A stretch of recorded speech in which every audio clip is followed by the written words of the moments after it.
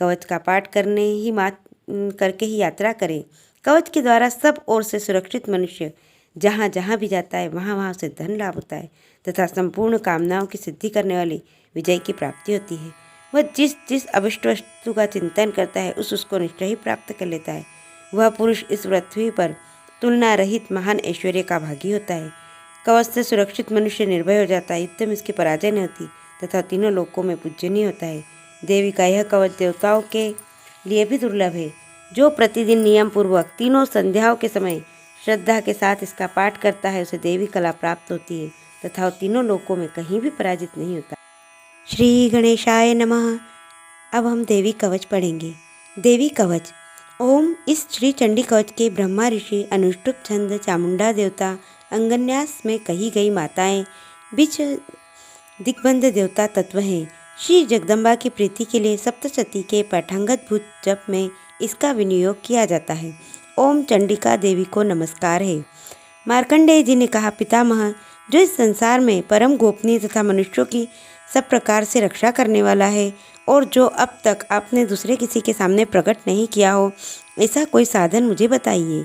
ब्रह्मा जी बोले, ब्राह्मण, ऐसा साधन तो एक देवी का कवच ही है जो गोपनीय से भी परम गोपनीय, पवित्र तथा संपूर्ण प्राणियों का उपकार करने वाला है। महामुने, उसे श्रवण करो। देवी की 9 मूर्तियां हैं जिन्हें नवदुर्गा करते हैं। उनके पृथक पृथक नाम बतलाए जाते हैं। प्रथम नाम शैलपुत्री है, दूसरी मूर्ति का नाम ब्रह्मचारिणी है, तीसरा स्वरूप चंद्रघंटा के नाम से प्रसिद्ध है, चौथी मूर्ति को कुष्मांडा कहते हैं, पांचवी दुर्गा का नाम स्कंद माता है, देवी के छठे रूप को कात्यायनी कहते हैं, सातवां कालरात्रि और आठवां स्वरूप महागौरी के नाम से प्रसिद्ध है, नवी दुर्गा का नाम सिद्धिदात्री है। ये सब नाम सर्वज्ञ महात्मा वेद भगवान के द्वारा ही प्रतिपादित हुए हैं। जो मनुष्य अग्नि में जल रहा हो, रणभूमि में शत्रुओं से घिर गया हो, विषम संकट में फंस गया हो तथा इस प्रकार भय से आतुर होकर जो भगवती दुर्गा की शरण में प्राप्त हुए हों, उनका कभी कोई अमंगल नहीं होता। युद्ध के समय संकट में पड़ने पर भी उनके ऊपर कोई विपत्ति नहीं दिखाई देती। उन्हें शोक, दुख और भय की प्राप्ति नहीं होती। जिन्होंने भक्तिपूर्वक देवी का स्मरण किया है उनका निश्चय ही अभ्युदय होता है। देवेश्वरी, जो तुम्हारा चिंतन करते हैं उनकी तुम निसंदेह रक्षा करती हो। चामुंडा देवी प्रेत पर आरूढ़ होती है, वाराही भैंसे पर सवारी करती है, ऐन्द्री का वाहन ऐरावत हाथी है। जो तुम्हारा चिंतन करते हैं उनकी तुम निसंदेह रक्षा करती है।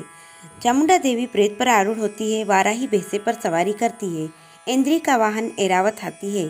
वैष्णवी देवी गरुड़ पर ही आसन जमाती है। माहेश्वरी वृषभ पर आरूढ़ होती है, कौमारी का वाहन मयूर है।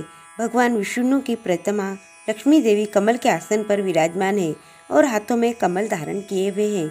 वृषभ पर आरूढ़ ईश्वरी देवी ने श्वेत रूप धारण कर रखा है। ब्राह्मी देवी हंस पर बैठी हुई है और सब प्रकार के आभूषणों से विभूषित है। इस प्रकार ये सभी माताएं सब प्रकार की योग शक्तियों से संपन्न है। इनके सिवा और भी बहुत सी देवियाँ हैं जो अनेक प्रकार के आभूषणों की शोभा से युक्त तथा नाना प्रकार के रत्नों से शोभित है। ये संपूर्ण देवियाँ क्रोध में भरी हुई है और भक्तों की रक्षा के लिए रथ पर बैठी दिखाई देती है। ये शंख, चक्र, गदा, शक्ति, हल और मुसल, खेटक और तोमर, परशु तथा पाश, कुंत और त्रिशूल एवं उत्तम शार्दंग, धनुष आदि अस्त्र शस्त्र अपने हाथों में धारण करती है। दैत्यों के शरीर का नाश करना, भक्तों को अभयदान देना और देवताओं का कल्याण करना, यही उनके शस्त्र धारण का उद्देश्य है। कवच प्रारंभ करने से पहले इस प्रकार प्रार्थना, महान रौद्र रूप, अत्यंत घोर पराक्रम, महान बल और महान उत्साह वाली देवी, तुम महान भय का नाश करने वाली हो, तुम्हें नमस्कार है। तुम्हारी ओर देखना भी कठिन है। शत्रुओं का भय बढ़ाने वाली जगदम्बिके, मेरी रक्षा करो। पूर्व दिशा में ऐन्द्री मेरी रक्षा करे, अग्निकोण में अग्निशक्ति, दक्षिण दिशा में वाराही तथा नैऋत्य कोण में खड्गधारिणी मेरी रक्षा करें, पश्चिम दिशा में वारुणी और वायव्य कोण में मृग पर सवारी करने वाली देवी मेरी रक्षा करें, उत्तर दिशा में कौमारी और ईशान कोण में शूलधारिणी देवी मेरी रक्षा करें। ब्रह्माणी, तुम ऊपर की ओर से मेरी रक्षा करो और वैष्णवी देवी नीचे की ओर से मेरी रक्षा करे। इसी प्रकार शव को अपना वाहन बनाने वाली चामुंडा देवी 200 दिशाओं में मेरी रक्षा करे। जया आगे से और विजया पीछे की ओर से रक्षा करें। वाम भाग में अजिता और दक्षिण भाग में अपराजिता रक्षा करे। उद्योतिनी शिखा की रक्षा करे। उमा मेरे मस्तक पर विराजमान होकर रक्षा करे। ललाट में मालाधारी रक्षा करे और यशस्विनी देवी मेरी बहू का संरक्षण करे। बहू के मध्य भाग में त्रिनेत्रा और नथनों की यमघंटा देवी रक्षा करे। दोनों नेत्रों के मध्य भाग में शंखिनी और कानों में द्वारवासिनी रक्षा करे।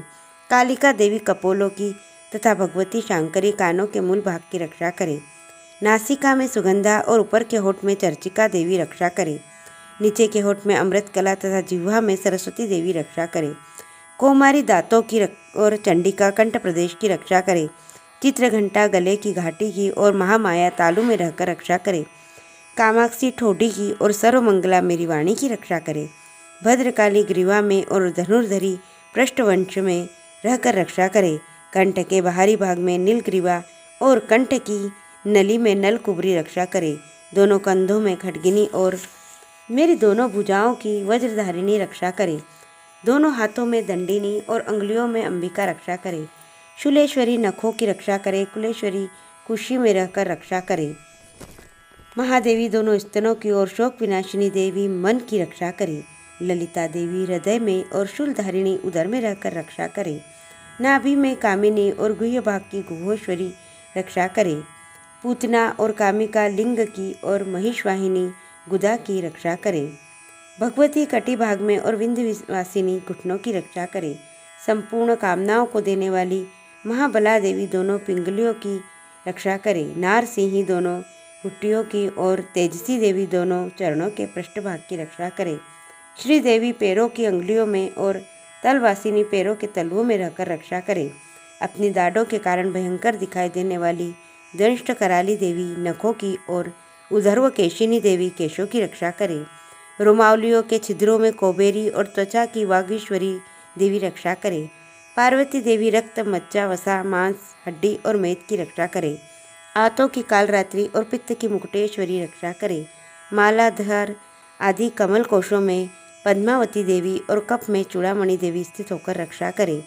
नख के तेज की ज्वालामुखी रक्षा करे, जिसका किसी भी अस्त्र से भेदन नहीं हो सकता। वह मिथ्या देवी शरीर की समस्त संधियों में रहकर रक्षा करे। ब्रह्माणी आप मेरे गोत्र की रक्षा करे। चंडिके तुम मेरे पशुओं की रक्षा करो। महालक्ष्मी पुत्रों की रक्षा करे और भैरवी पत्नी की रक्षा करे। मेरे पथ की सुपथा तथा मार्ग की क्षेमकरी रक्षा करे। राजा के दरबार में महालक्ष्मी रक्षा करे तथा सब ओर से व्याप्त रहने वाली विजया देवी संपूर्ण भयों से मेरी रक्षा करे। देवी जो स्थान कवच में नहीं कहा गया है, अतएव रक्षा से रहित है, वह सब तुम्हारे द्वारा सुरक्षित हो, क्योंकि तुम विजयशालिनी तथा पाप नाशिनी हो। यदि अपने शरीर का भला चाहे तो बिना मनुष्य कवच के कहीं एक पग भी न जाए। की रक्षा करे। छत्रेश्वरी छाया की तथा धर्मधारिणी देवी मेरे अहंकार और मन और बुद्धि की रक्षा करें। हाथ में वज्र धारण करने वाली वज्रहस्ता देवी मेरे प्राण अपान व्यान उदान और समान वायु की रक्षा करें। कल्याण से शोभित होने वाली भगवती कल्याण शोभना मेरे प्राण की रक्षा करें। रस रूप गंध शब्द और स्पर्श इन विषयों का अनुभव करते समय योगिनी देवी रक्षा करें तथा सत्वगुण रजोगुण और तमोगुण की रक्षा सदा नारायणी देवी करें। वाराही आयु की रक्षा करे। वैष्णवी धर्म की रक्षा करे तथा चक्रिणी देवी यश कीर्ति और लक्ष्मी तथा विद्या की रक्षा करें। कवच का पाठ करके ही यात्रा करें। कवच के द्वारा सब ओर से सुरक्षित मनुष्य जहाँ जहाँ भी जाता है वहाँ वहाँ उसे धन लाभ होता है तथा संपूर्ण कामनाओं की सिद्धि करने वाली विजय की प्राप्ति होती है। वह जिस जिस अभिष्ट वस्तु का चिंतन करता है उसको निश्चय ही प्राप्त कर लेता है। वह पुरुष इस पृथ्वी पर तुलना रहित महान ऐश्वर्य का भागी होता है। कवच से सुरक्षित मनुष्य निर्भय हो जाता है। युद्ध में इसकी पराजय नहीं होती तथा तीनों लोकों में पूजनीय होता है। देवी का यह कवच देवताओं के लिए भी दुर्लभ है। जो प्रतिदिन नियम पूर्वक तीनों संध्याओं के समय श्रद्धा के साथ इसका पाठ करता है उसे देवी कला प्राप्त होती है तथा वो तीनों लोकों में कहीं भी पराजित नहीं होता। इतना ही न मृत्यु से रहित 100 से भी अधिक वर्षों तक जीवित रहता है। मकरी चेचक और कोड़ आदि उसकी संपूर्ण व्याधियाँ नष्ट हो जाती है। कनेर भाग अफीम धतूरे आदि का स्थावर विष, सांप और बिच्छू आदि के काटने से चढ़ा हुआ जंगम विष तथा ही फेन और तेल के संयोग आदि से बनने वाला कृत्रिम विष, इसी ही प्रकार के विष दूर हो जाते हैं। उनका कोई असर नहीं होता है। इस पृथ्वी पर मारण मोहन आदि जितने भी आभिचारिक प्रयोग होते हैं तथा सब प्रकार के जितने मंत्र यंत्र होते हैं सब इस कवच को हृदय में धारण कर लेने पर उस मनुष्य को देखते ही नष्ट हो जाते हैं। यही नहीं, पृथ्वी पर विचरने वाले ग्राम देवता, आकाशचरी, देव विशेष, जल के संबंध से प्रकट होने वाला गण, उपदेश मात्र से सिद्ध होने वाले निम्न कोटि के देवता, अपने जन्म के साथ प्रकट होने वाले देवता, कुल देवता, माला, डाकिनी, शाकिनी, अंतरिक्ष में विचरने वाली अत्यंत बलवती भयानक डाकिनियाँ, ग्रह, भूत, पिशाच, यक्ष, गंधर्व, राक्षस, ब्रह्म राक्षस, बेताल, कुष्मांड और भैरव आदि अनिष्टकारक देवता भी उसके हृदय में कवच धारण किए रहने पर उस मनुष्य को देखते ही भाग जाते हैं। कवचधारी पुरुष को राजा के समान वृद्धि प्राप्त होती है। यह कवच मनुष्य के तेज की वृद्धि करने वाला और उत्तम है। कवच का पाठ करने वाला पुरुष अपनी कीर्ति से विश्व भूलकर अपने सुयश के साथ साथ वृद्धि को प्राप्त है।